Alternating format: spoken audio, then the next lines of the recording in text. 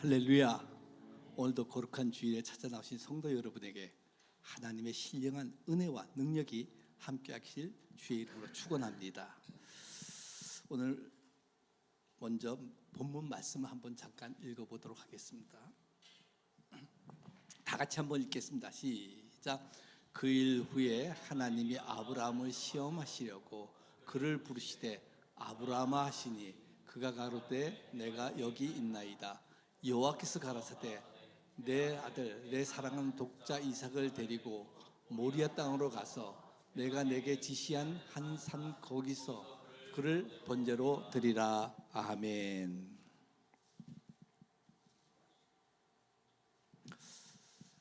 우리가 여호와 하나님을 기쁘게 하게 하는 것은 어떤 일이 있을까요? 많은 것들이 하나님을 기쁘게 하겠죠.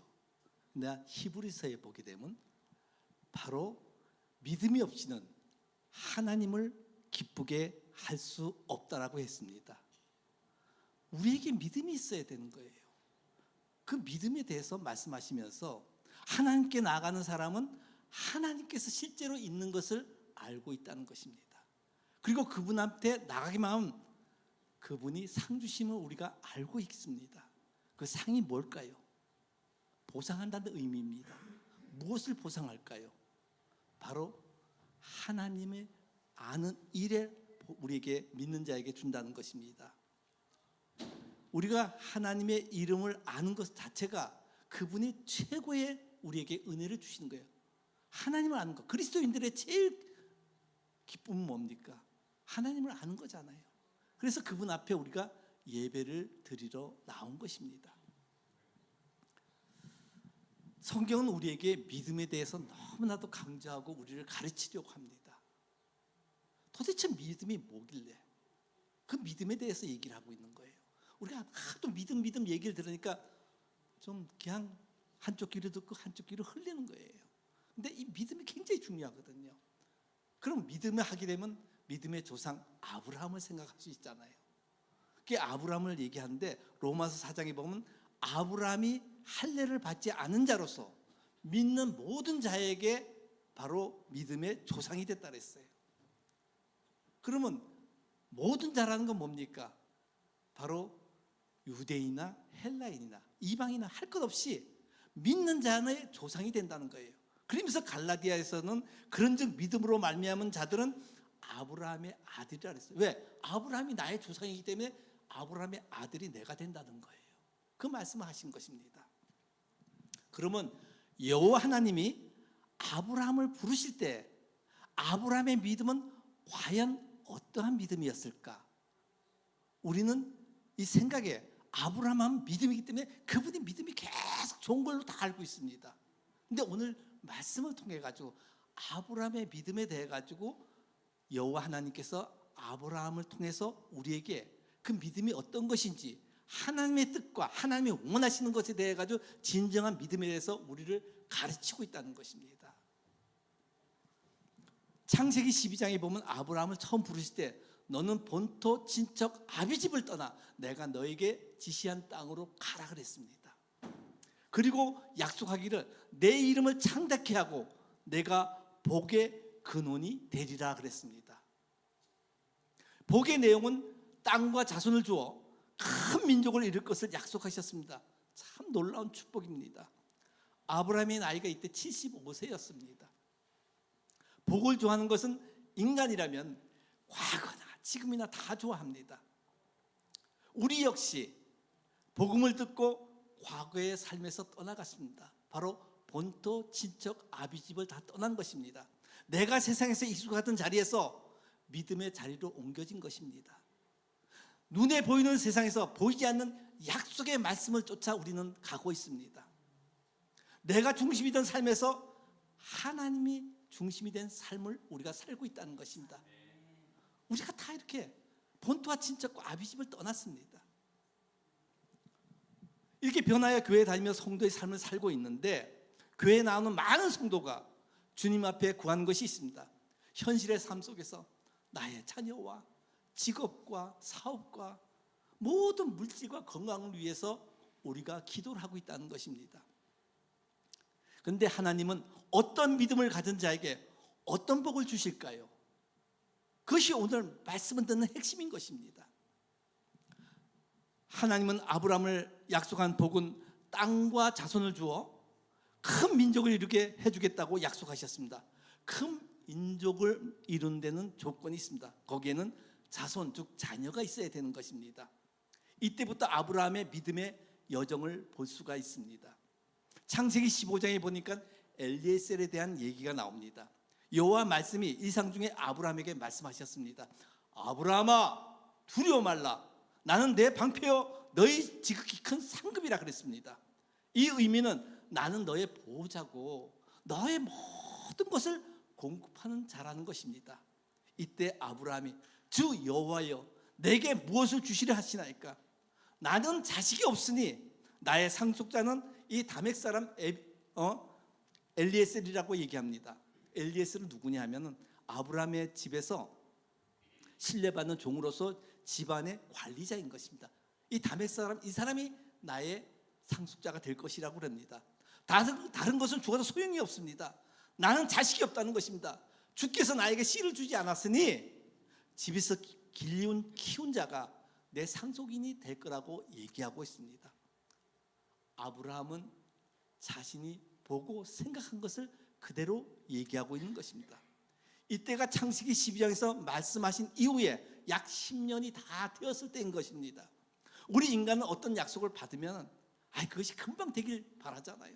하나님이 이렇게 약속하시는 것 같았는데 이거 빨리 이루어주세요 라고 하는데 바로 10년이나 되었으니까 포기할 만한 것입니다. 이것이 하나님의 약속하신 것을 받아들이지 못하는 우리들의 속성을 말씀하고 있습니다. 하나님을 끝까지 약속한 것을 지킵니다. 그런데 우리는 그것을 자꾸 포기해요. 너무 세월이 지나가게 되면.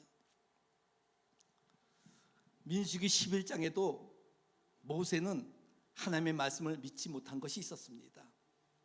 출애굽한 백성들이 만나만 먹고 정력이 쇠해지니까 생선과 부추와 고기를 우리에게 달라고 막 모세한테 막 항의를 합니다. 원망합니다.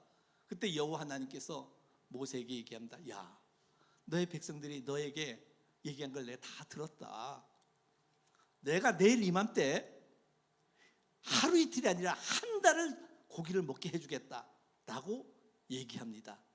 그때 모세가 다 하나님의 음성을 듣고 하나님 정말 해도 너무합니다.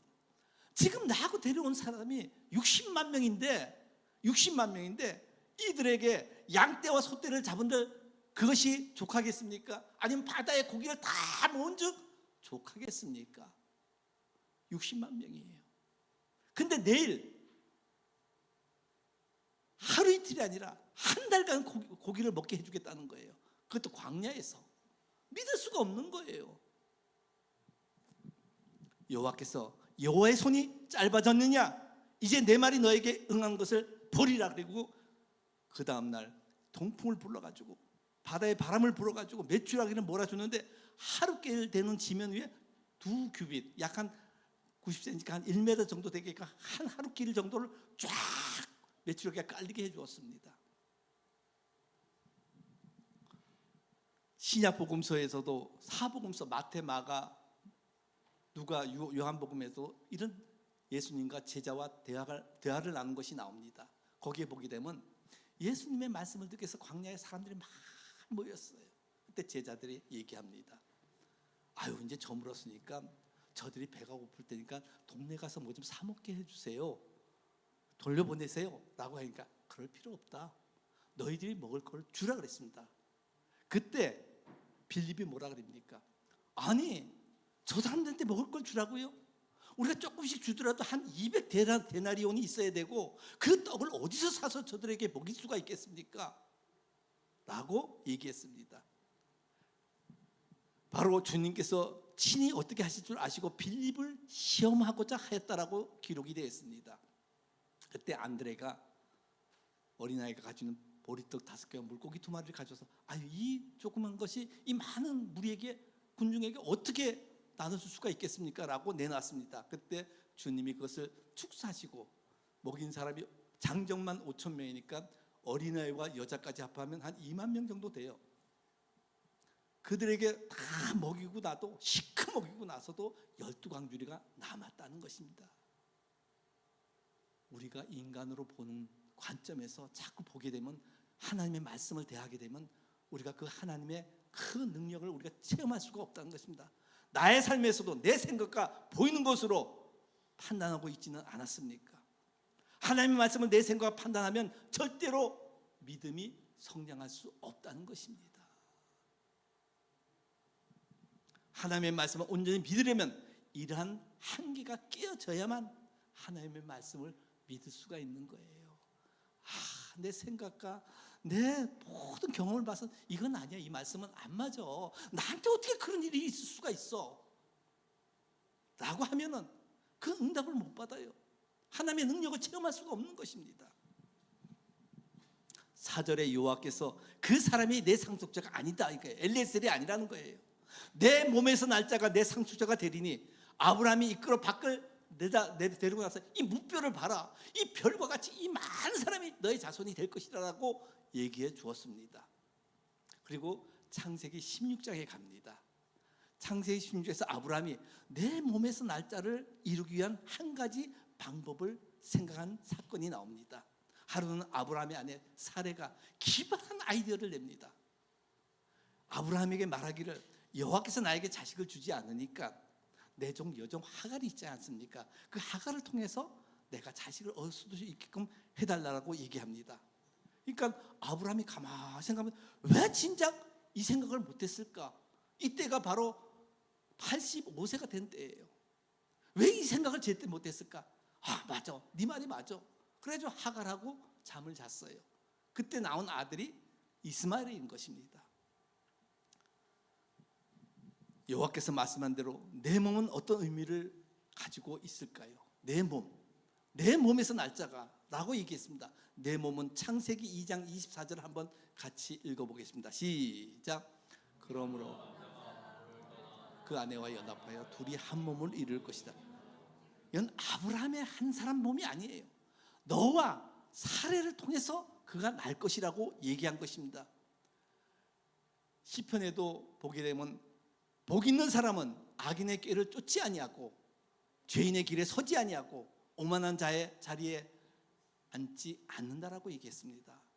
오직 여호와의 율법을 즐거워하며 그의 율법을 주야로 묵상하는 자라고 했습니다. 그러니까 복 있는 사람은 하나님의 말씀을 늘 묵상하는 사람이 복이 있는 거예요. 그런데 악한 자는 자기 꾀를 살아가는 자라고 말씀하고 있습니다. 아브라함은 자기 꾀로 하나님의 말씀을 이루려고 하였던 것입니다. 아브라함이 이미 늙었고 사례는 경수가 다 끊어졌는데 아이를 가지고 싶다는 상태에서 심리적으로 무너져 있기에 자기 생각으로 말씀을 판단한 것입니다.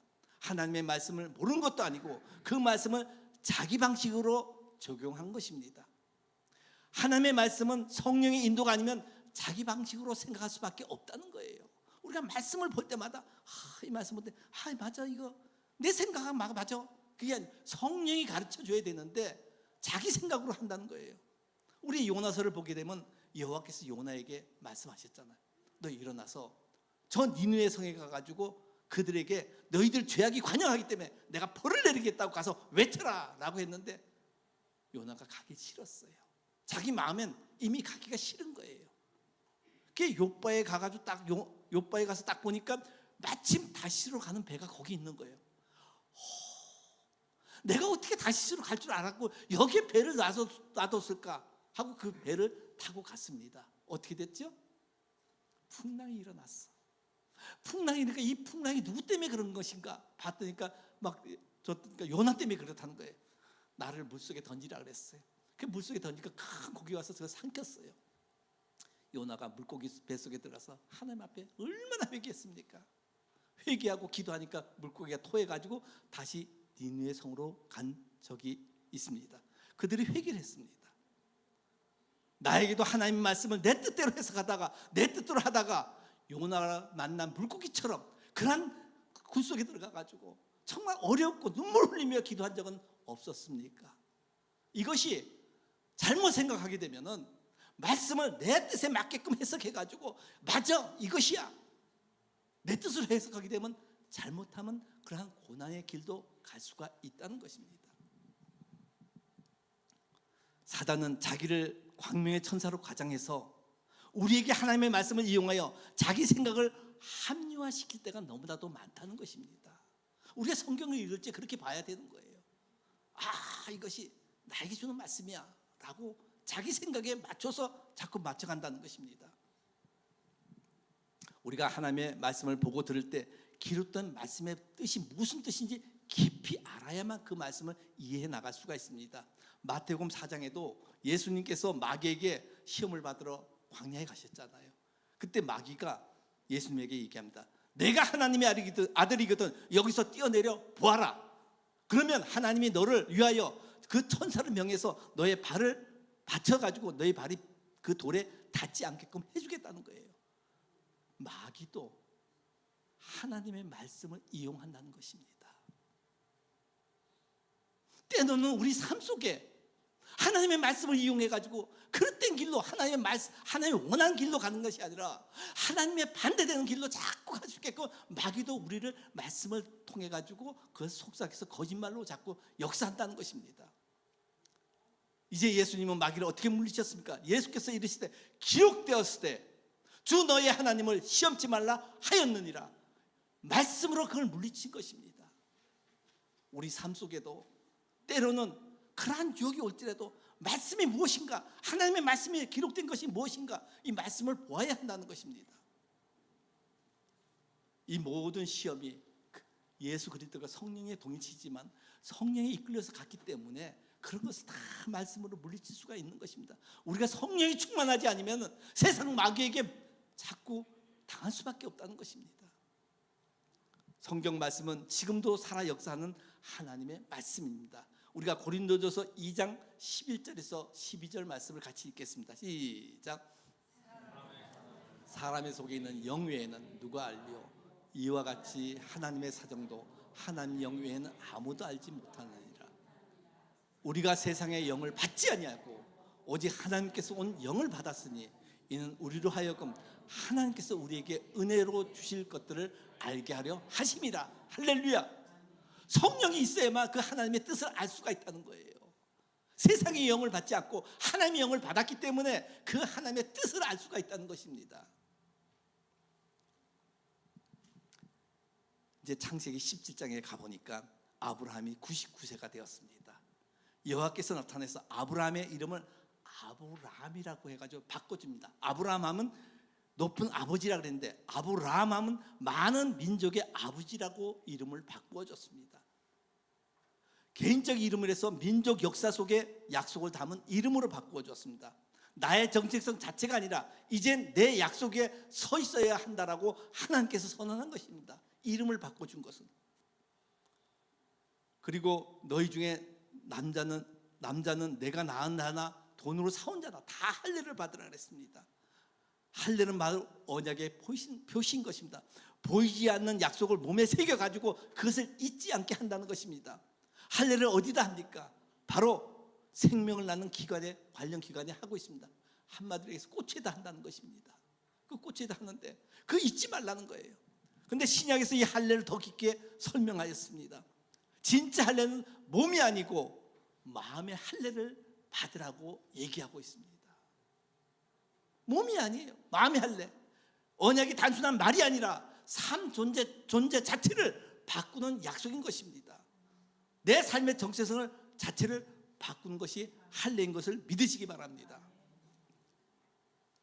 사도 바울도 사도행전 9장에 보면 다메섹에서 주님을 만난 이후로 이방인에게 복음을 전하기 위해서 이름을 바꾸었습니다. 바로 사울에서 바울로 바꾼 것입니다. 사울은 히브리식 이름이고 바울은 로마식 이름입니다. 세상 이름이에요. 그 이름을 바꿔가지고 보내는데 성경에서 사울이 바울로 불리는 나오기 시작한 것은 바로 사도행전 13장 9절에 기록이 되어 있습니다. 바울이라고 하는 사울이 성령이 충만하여 이름이 바뀐 것인데 그 가운데 성령이 충만하니까 사울이 바울이 된 거예요. 여러분, 내 이름이 바뀌었다는 거예요. 내 삶이 바뀌었다는 거예요. 내가 할례 받았다는 것입니다. 요한은 사례를 사라라고 이름을 바꿔주시고 사라가 내게 아들을 낳아주고 그에게 복을 주어 열국의 어미가 되게 하고 많은 민족의 왕이 거기에서 나오겠다 그랬습니다. 아브라함이 이 얘기를 듣고 웃었습니다. 심중에 이르기를 내가 100세나 다 되고 사례는 90세가 다 되었는데 어찌 생산하리요 하면서 자신의 산 나이로 경험을 봤을 때 이건 도저히 불가능한 거예요. 그래서 푹 하고 웃은 거예요. 그런데 아브라함이 뭐라 그럽니까? 이스마엘이나 하나님 앞에 살기를 원하나이다. 자기 종 하가를 통해서 나를 통해서 저를 통해서 나의 상속자가 될 거라는 거예요. 그러니까 여호와께서 아니다. 내 아내 사라가 내 대를 이어 아들을 낳을 것이다. 그 아들이 태어나면 이름을 이삭이라고 그 이삭을 통해서 내가 언약을 이어가리라라고 얘기했습니다. 근데 창세기 18장에 보니까 아브라함이 주의 사자 세 사람을 영접한 사건이 나옵니다. 그들이 아브라함에게 내년 이맘때 사라에게 아들이 있을 거라고 그랬습니다. 근데 장막 뒤에서 그것을 들은 사라가 아이고 참 우리 남편은 아브라함은 늙었고 나는 경수가 다 끊어졌는데 어떻게 아들을 낳을 수가 있어 하고 킥 웃었습니다. 근데 너 왜 웃냐? 그러니까 안 웃었다는 거예요.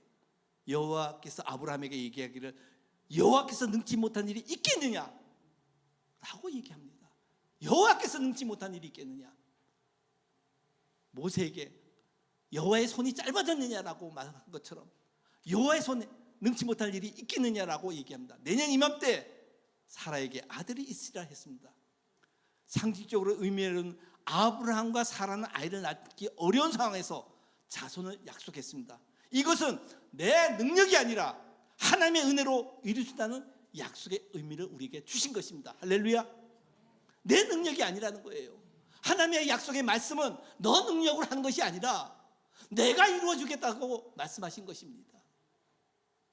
그것을 깨달아야 되는 거예요. 창세기 21장에서 하나님의 말씀대로 사라에게서 이삭이 출생하였고 아브라함 나이가 100세가 되어 이삭을 얻었고 난지 8일 만에 할례를 했습니다. 하나님 말씀대로 할례를 하고 아이가 자라자 이삭의 젖을 뗄 때가 있습니다. 그때 잔치를 배설했는데 하갈에서 낳은 이스마엘이 바로 이삭을 조롱하는 거예요. 그때 사라가 얘기합니다. 남편에게 저 여인과 이스마엘을 쫓아내라.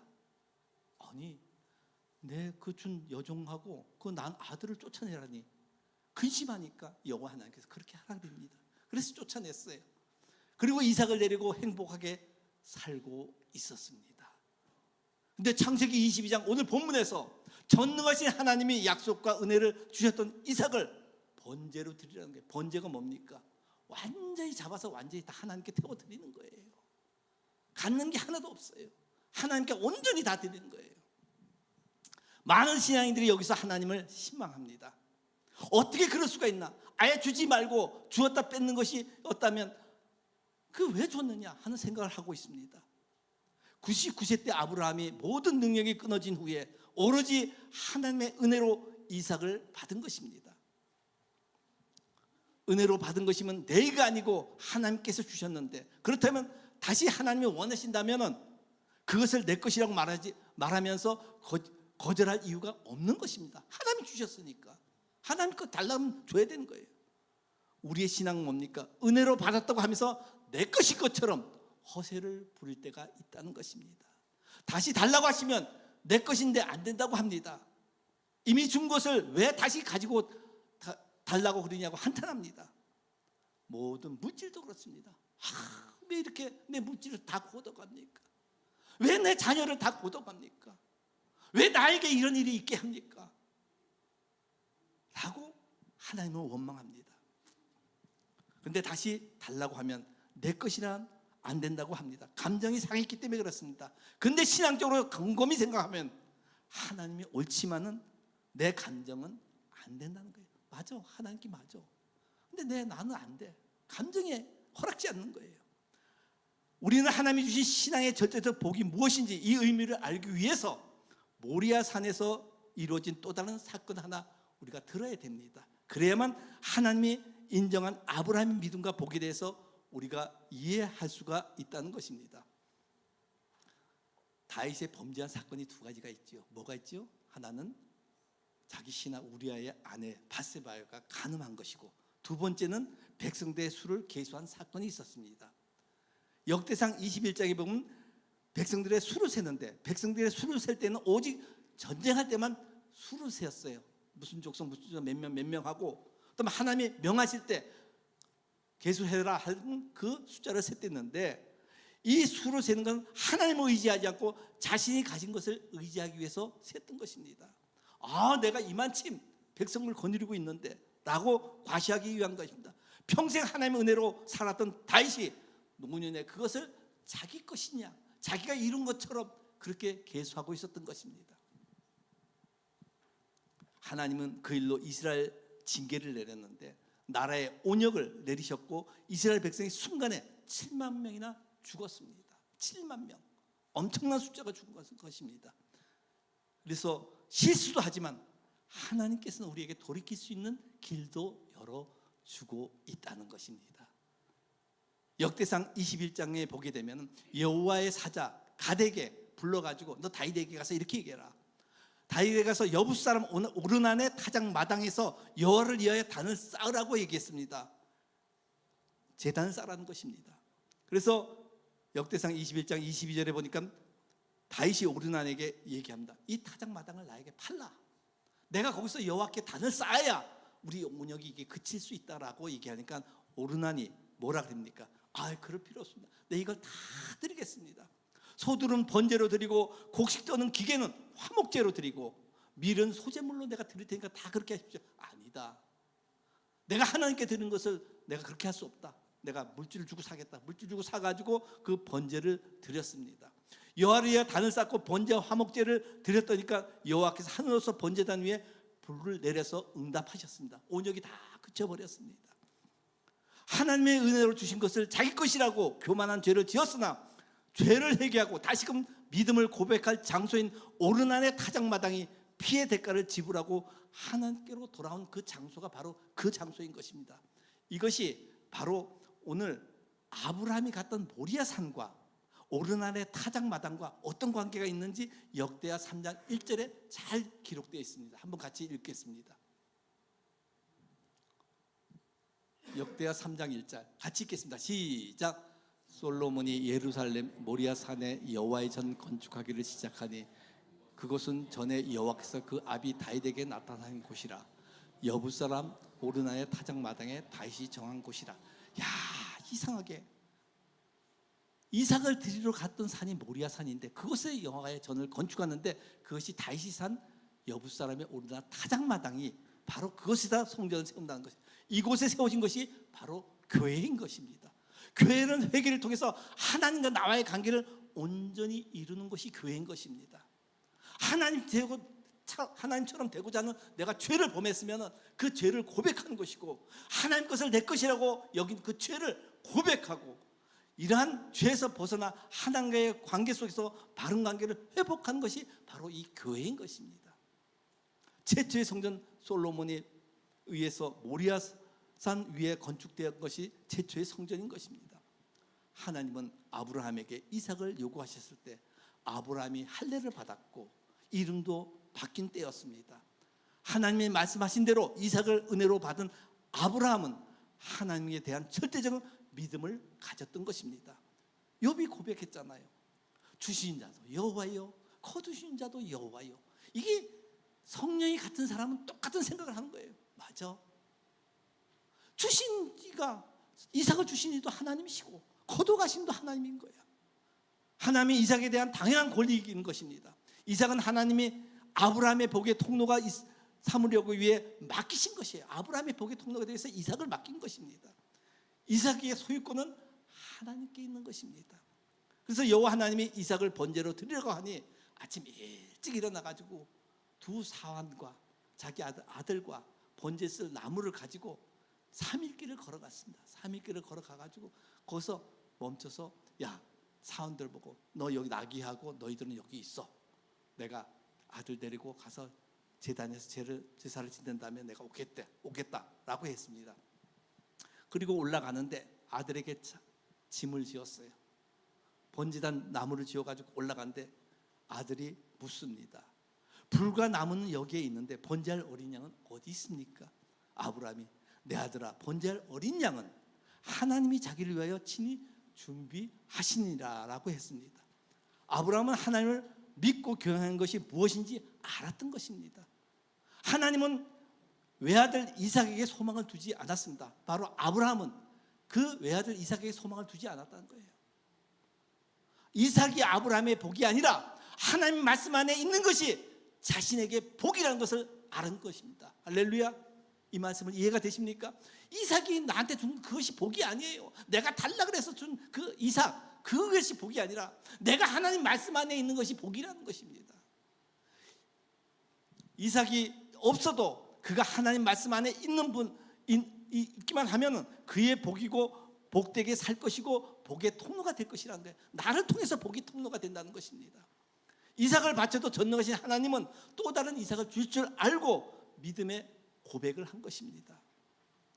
어떻게 부모가 그럴 수가 있는가라고 할 수 있습니다. 하나님은 아브라함보다 더 완벽한 분인 것입니다. 아브라함은 이미 하나님의 이끄심을 통해 자신의 삶 넘어서 이스라엘 역사 가운데서 하나님의 계획을 들었고 그 하나님을 인정한 것입니다. 하나님께 드린 것이 버린 것이 아니라 가장 좋은 곳에 가장 좋은 분에게 맡기는 것입니다. 할렐루야. 이것이 말씀 안에 있는 거예요. 그분이 달라 할 때 그렇게 하는 것입니다. 하나님은 그냥 달라는 것이 아니에요. 다 하나님께서 알고 달라 그러는 것입니다. 그런데 우리는 내 것이 있으면 안 된다 그럽니다. 모리아 산에서 이삭을 바친 사건은 아브라함의 신앙의 절정을 이루는 사건입니다. 아브라함이 단을 쌓고 나무를 벌려놓고 이삭이 한 16살 됐을 때는 그 이삭을 결박한 후에 칼을 잡고 그 아들을 잡으려고 합니다. 여호와의 사자가 하늘로부터 불러서 아브라함아, 아브라함아 부르니까 내가 여기 있나이다. 그러니까 여호와 하나님이 창세기 22장 12절에 이렇게 말씀하고 있습니다. 같이 읽겠습니다. 시작. 사자가 가라사대 그 아이에게 내 손을 대지 말라. 아무 일도 그에게 하지 말라. 내가 내 아들 내 독자라도 내게 아끼지 아니하였으니 내가 이제야 내가 하나님을 경외한 줄을 아노라. 이제야 오늘 말씀의 제목입니다. 너가 본토와 친척과 아비 집을 떠났지만은 너가 너에게 자손을 준다 할 때 아니에요. 우리 집에 엘리에셀이 바로 우리의 상속자가 될 것이라고 얘기한 것은 자기가 눈으로 보고 자기가 생각한 걸 가지고 하나님 말씀을 대적한 것입니다. 그것이 아니라는 거예요. 하나님은 내가 너에게 아들을 주겠다라고 얘기했어요. 내 몸에서 난 자가 된다는 거예요. 내 몸에서 난 자. 인간의 생각이 또 들어갑니다. 하나님 말씀에 인간의 생각이 들어가요. 맞아, 하가를 통해서 그도 내 씨니까 가를 통해서 내가 해야 되겠구나 하고 하가를 통해서 아이를 난 가진 거예요. 그 이스마엘이 나의 상속자가 될 거라는 게 아니다. 그도 내 상속자가 아니다. 내 몸에서 사라와 함께 거기서 이삭을 주겠다. 내년 이맘때 내가 주겠다는 것입니다. 웃었어요. 이게 도저히 사람의 생각으로 안 돼. 할례도 받고 이름도 바뀌었는데 정말 사명을 가졌는데 그래도 내 생각으로 보면 이건 아니요. 웃었어. 사라도 웃었어. 그런데 진짜 90세가 되고 자기는 100세가 다 됐는데 아이를 가진 거야. 야, 이게 어떻게 있을 수가 있는가? 이제야 하나님이 나한테 모든 것을 다 공급해 주는구나. 하나님이 말씀하시면 그 말씀대로 다 이루어지는구나. 다 이루어지는구나. 아는 거예요. 이제야 네가 그 독자 외아들도 아끼지 않고 나에게 바치는 거니까 내 믿음이 이제 합격했다는 거예요. 할렐루야. 우리에게도 이런 믿음이 있기를 주의 이름으로 축복합니다. 이제야 하나님은 우리에게 너 이제야 이제 알았냐? 너 믿음을 내가 보기를 원한다. 이제야 너 합격했다는 거예요.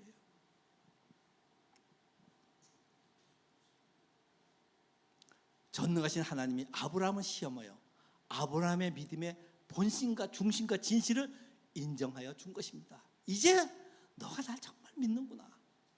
그러면서 복의 약속을 하십니다. 창세기 22장 16절에서 17절 한번 같이 읽겠습니다. 시작. 내가 이렇게까지 너의 아들 너의 외아들까지 아끼지 않았으니 내가 반드시 너에게 큰 복을 주며 너의 자손이 크게 불어나서